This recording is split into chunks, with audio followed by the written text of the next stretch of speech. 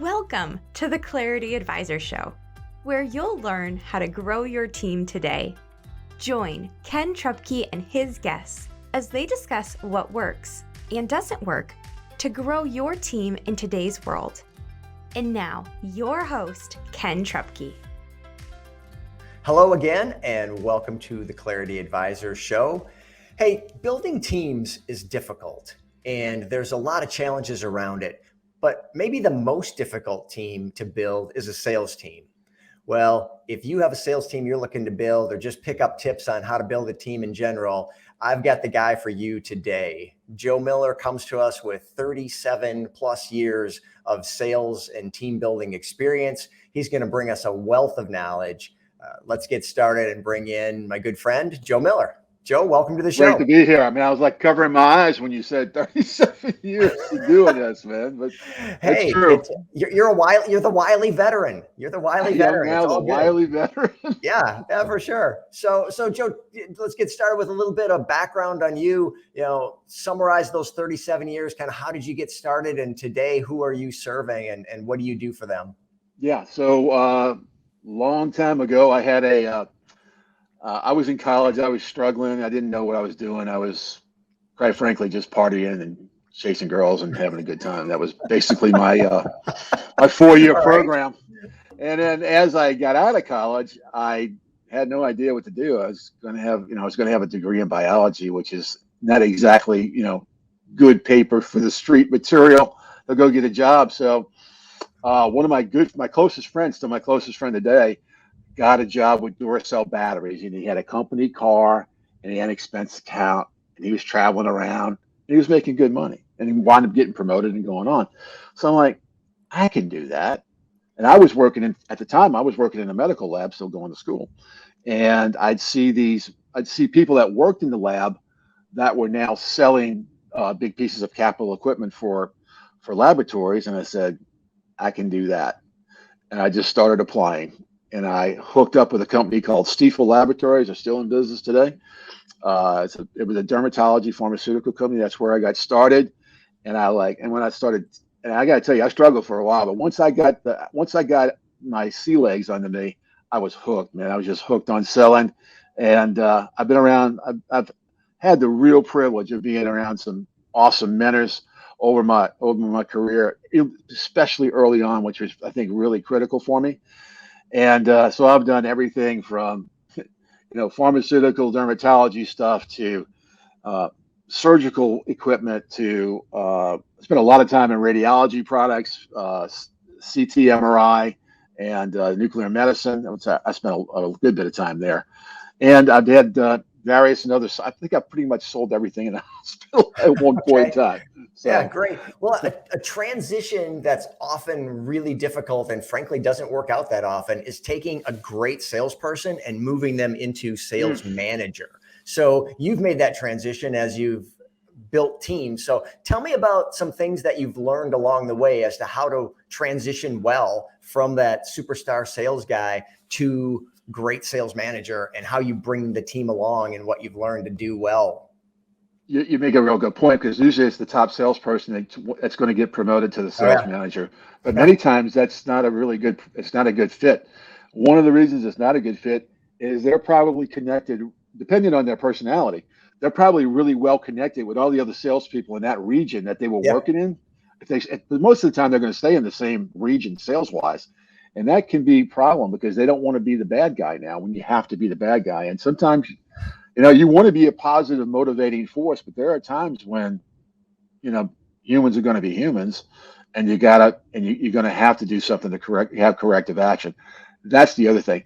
The other thing is sometimes they can't transfer those skills to the people. They can do it and they know how to do it, but they can't transfer it to the person who's actually doing the selling.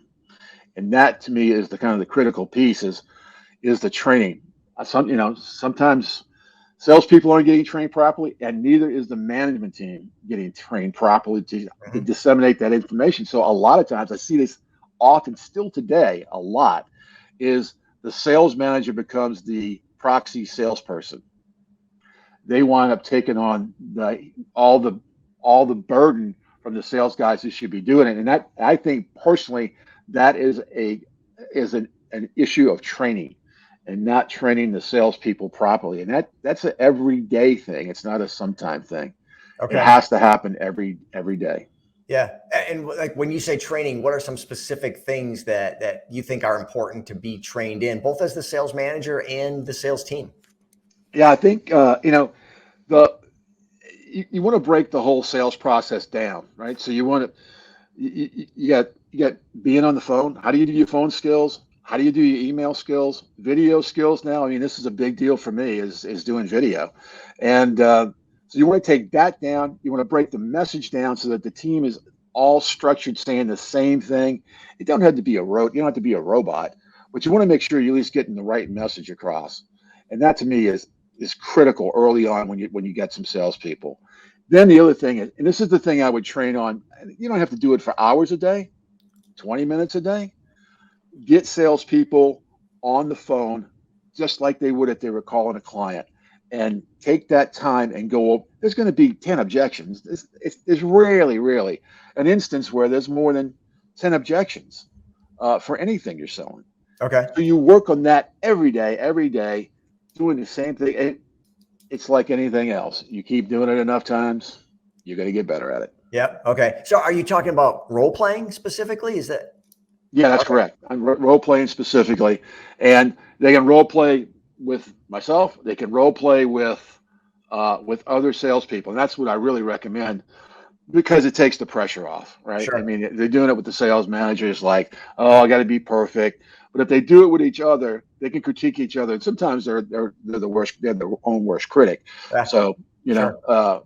but that's what I highly recommend doing that every day. Like I said, doesn't have to be for hours. 20 minutes will get it done. Okay, great. Yeah, a few minutes ago you said humans will be humans. That sounds like people are not doing what we expect. So talk to me a little bit about accountability and share some ideas around that. When people are people and things don't go the way you expect, now what? As a leader, now what? What do you do when that happens? Well, first of all, you better have some really some defined goals up front. You got to know what you're going for. You got to know what the targets are. You got to know why you're doing it. Selling on a team situation like that, it's a bunch of individuals on a team. It's really in today's world. It's all, not all, but most of it's remote. So sales manager lives in one city, sales reps in another. You got to have that. I think daily. I think you got to have some daily accountability. It doesn't have to be that. It doesn't have to be the hammer. I see that way too much because when that comes, when you drop the hammer, the person's going to fall back. It's just like you would be with a client, right? When you come strong, they're usually going to push back. So I learned this really early on from a great sales manager I had. He'd take me in the car after I fumbled around, literally just fumbled around, and he would sit calmly and say, "What happened? Tell me what happened. Tell me." And this is how if he would give me the chance to rectify it, how would you change it? And then if he thought there was a better change, he would say, "Why don't we try this?" Okay. That was, for me personally, that was a big deal because if he would have came out at me, and I see this a lot in sales managers, attacking, it's not pleasant. It's not good form. I don't think it helps anyone else actually at the end of the day. Yeah, sure. So I want to get really specific and tactical for the listener. So tell a story, give an example of when you fumbled around and exactly maybe example of what you were doing and then exactly what that leader did to bring you back in and get you back on track. There is one story I will never, ever, ever forget. I was young. I was a young guy. I was probably 25-ish.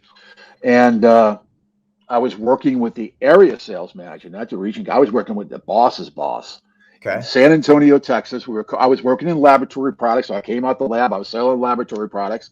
And back in the day, this is, mid 80s, they spent a lot of time training, specific product training. So we go into the call. We're in San Antonio, Texas. He's with me. And I'm sitting there, and Ken, I absolutely just folded like a house of cards, man. I was like, I didn't know what to say. I was fumbling around. I mean, the lab manager he was really cool, and he was trying to like help me out, you know. But Yep. here was the key thing, and I will say this to sales managers today. My boss, who's still my personal friend, I call him Daddy still. That's how close we got.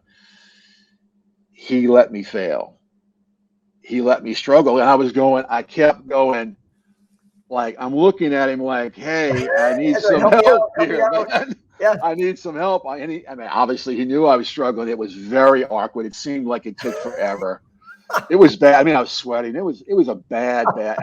Look, this is 30 something years later, and I'm still, I mean, almost 40 years later. I'm sitting here going, I still can feel it. Can feel it in Yep. my body, how it felt to sit in that chair. And that to me was like that moment for me crystallized what a sales manager does. Doesn't let you, he lets you fail and then brings you up, trains you, it takes you to the next step, next step, next step. Is your business where you want it to be or on track to get there? Clarity Advisors helps business leaders improve communication and get your team aligned and engaged for greater success.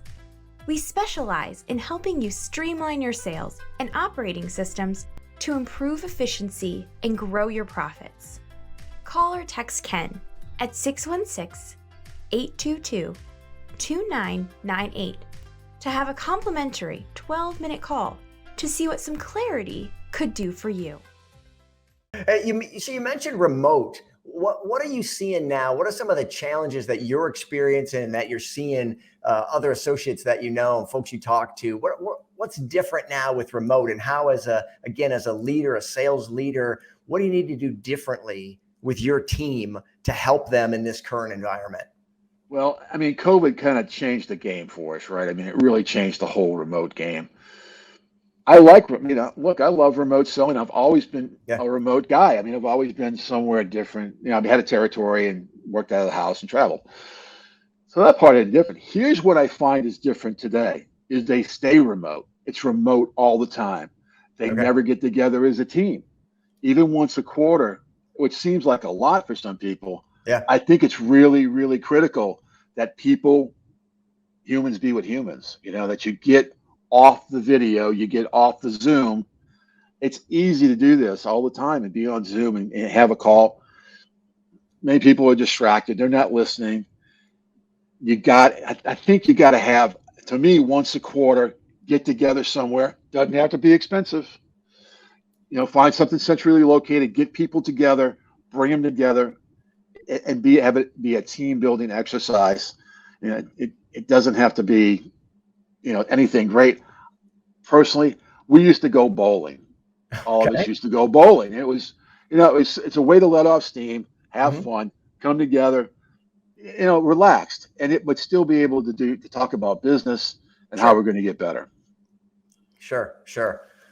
Yep, that makes a lot of sense. I mean, people, you're right. People are people. We're still wired for connection, and there's just something different about being together, being personally face to face, being able to high five or shake hands and just be with each other. It feels different, and I totally agree. It's so important, and making it happen quarterly seems like something that's doable. And maybe you can't do quarterly, but a couple times a year for sure to get that team together. Absolutely. To maintain that cohesion.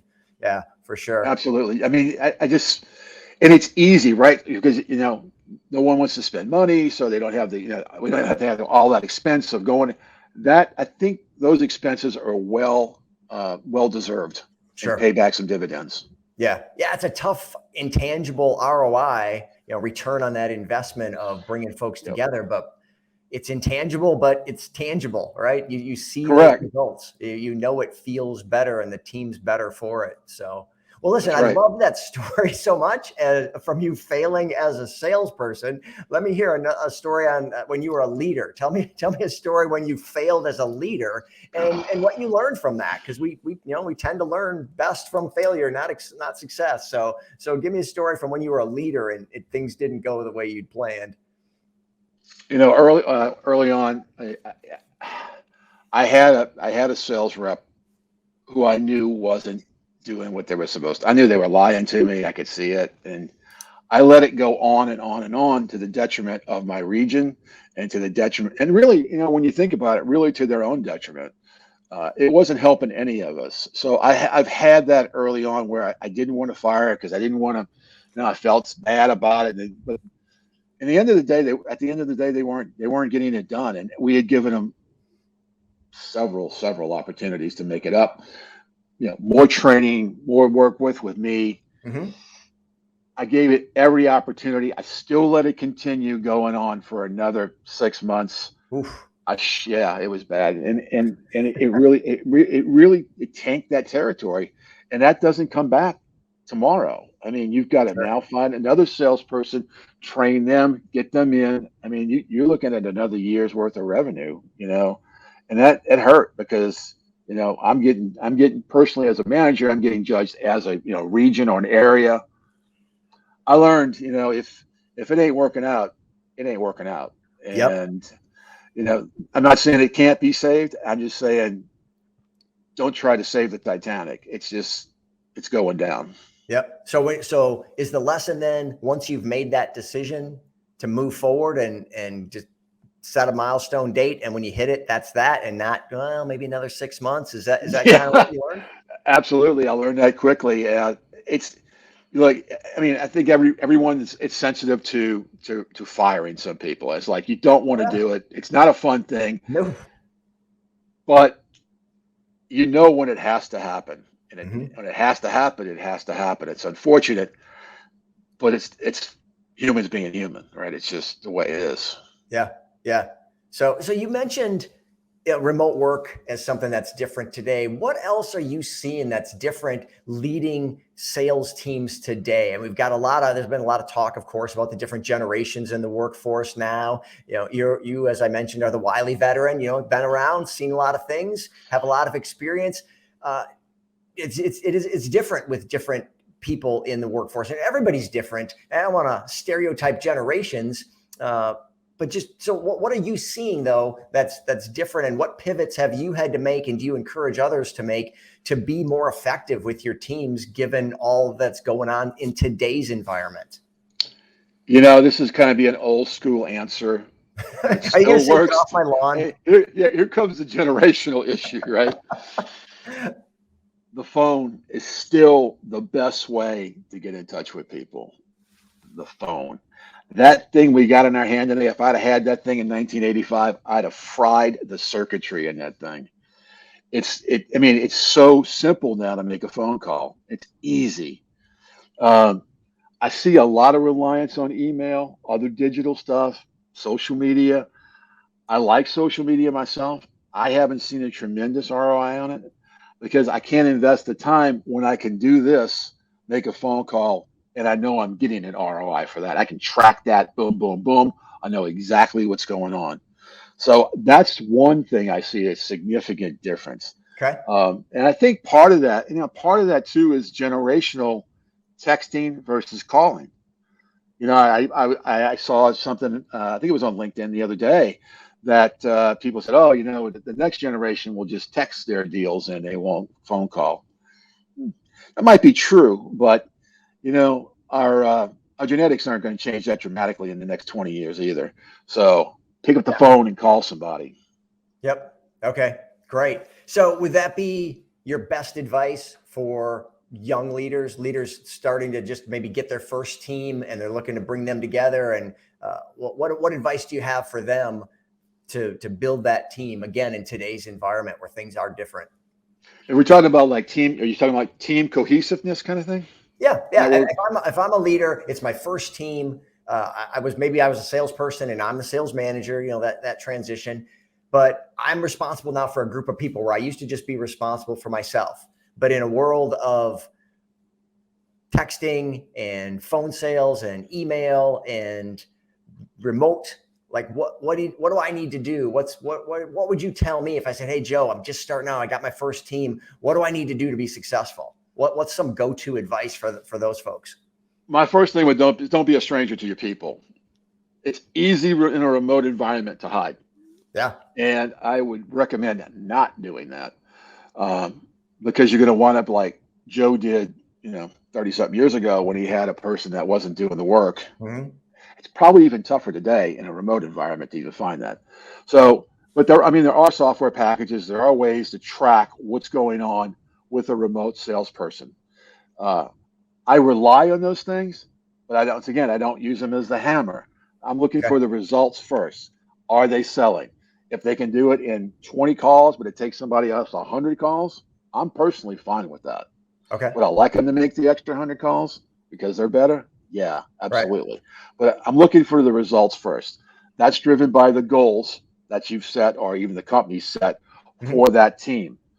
So goals first, they got to know what's going on. They have to be well trained. So Mm-hmm. it's your job as sales manager to know that your guys are trained properly and how you want them to sell. If it's phone, email, how are you doing it? It can't be, like you got 10 people on your sales team. It can't be 10 different salespeople. It has to be one team, one direction, one message. Excellent. That's if I can give you if that's worth something, I think it's worth a lot. If you do those things, you'll be successful. It's when you're not in front of the person, you're not talking to your team, you have no goals, and Yep. and it just goes crazy after that. Fantastic. That's great. That's the kind of value I think people are looking for in that tactical, actionable advice. So listen, I know you well enough to know that 30 some odd years later, you're still learning every day. You're still trying to get better. What are you reading these days or consuming, if it's a podcast or audiobook or whatever, but what are you fueling yourself with, and what are you bringing into your life to get better? There's this thing about being a master, and I always wanted to be a master persuader and seller. And people say, "Oh, Joe, you're so good." I don't consider myself a master, even though I've been doing this for 37 years. It's it's the daily, it's doing the daily thing. What am I reading? Let me just give you a list of the books that are sitting on my desk. Art of the Impossible, Traction, which was recommended by our friend Joe Peachy. Mm-hmm. Um, Never Split the Difference, which I think is a great book Love by that book. Chris Voss. I've used that in selling quite a bit, and it's really kind of changed some of my tactics. Where usually sometimes I'd be just coming in, boom, boom, boom. Chris Voss, I'm laying back, I'm learning some. I would really highly, highly recommend that book for salespeople. Um, but I'm reading, and on podcasts, I really got hooked on a guy by the name of Alex Hormozy, Hormozy. Okay. Young guy, made a lot of money early on. He's probably about 30 years old. He's like an old Warren Buffett in a 30-year-old body. He is incredible. The amount of knowledge he is producing on a daily basis. I'm like, man, I'm 61 years old, and I don't have half that knowledge. Like the way he brings it out, and it's really direct and it's short. I would highly recommend following him too. And our friend Joe Peachy, I'm on his programs.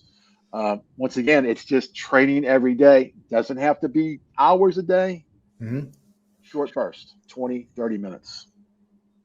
Fantastic. So we talked about some things that have changed. What would you say are some things that haven't changed? What are some timeless truths of leading a team, especially leading a sales team? That technology, generations, none of that matters. This is still true. What are some of those things? People are still people. Nothing's changed. And that part is not changed. How we interact with each other has changed, but people are still people. Here's what I think people really want. And everybody would say, "Oh, you're a salesperson. You want to be well compensated. You want to make a lot of money." That is true up to a certain point. But here's what people really want. They want to know that they're getting better. They want to know that they belong to a team, that they're part of a team, and that this is I think the most critical piece. They want to know that people care about them and that they're doing a good job. I really, really, since I've always believed that, I believe it even more today because I don't see sales managers pouring into their people and Mhm. saying, "Hey, how can I help you get better? Are you doing a great job? I saw you do this." I just don't see it, Ken. I don't see enough people patting other people on the back and saying, "Good job." Because when you do that, it makes it easier to say, "Hey, we need to change the direction of this thing you're doing." But it can't always be a negative experience for the Yep. salesperson. Yeah. I think we sometimes underestimate the value of that appreciation, recognition, and encouragement. And those things that, like you say, people are people, and all people crave those things. And when you can encourage and recognize and appreciate people, and it doesn't have to be monetarily, it's just your words of encouragement or your words of recognition or appreciation. It goes so far. It makes such a big Absolutely. difference. So, yep, I love that. So listen, Joe, this has been fantastic. I so appreciate you coming on and sharing some wisdom and some fun stories. So what's the best way for people to reach out to you? If somebody's out there and say, boy, I would love to talk to Joe Miller for a few minutes and just get connected with a guy who's got so much experience, what would be the best way for somebody to find you? Yeah, the best place. I'm not all over social media, but I am on LinkedIn quite a bit. You can always catch me on LinkedIn, Joseph Roy Miller. You can find me there. Here's my cell phone number, 713-703-5574. I'll repeat that for you one more time, 713-703-5574. Give me a text, give me a call. I'll be happy to talk to you. Fantastic. I appreciate that. And yeah, you could hardly be the guy saying, pick up the phone without giving a phone number, right? So I love never thought of that, but you're right. Yeah, that's fantastic. Well, we'll have those books that you recommended, and we'll have your contact information in the show notes so people can get a chance to get connected. I know people are going to want to go back and re-listen to some of this stuff and take some more notes. And this was fantastic. So, Joe, again, thank you so much for being here. I appreciate your time and your friendship and your advice. And we will see you all next time on the Clarity Advisor Show. Thanks, everybody. Thank you for listening to the Clarity Advisor Show. Clarity Advisors is a speaking, training, and consulting firm specializing in helping you simplify your sales and operating systems to improve efficiency and grow your profits. Connect with Clarity Advisors today to learn more about how they can help you improve communication and get your team aligned and engaged for greater success.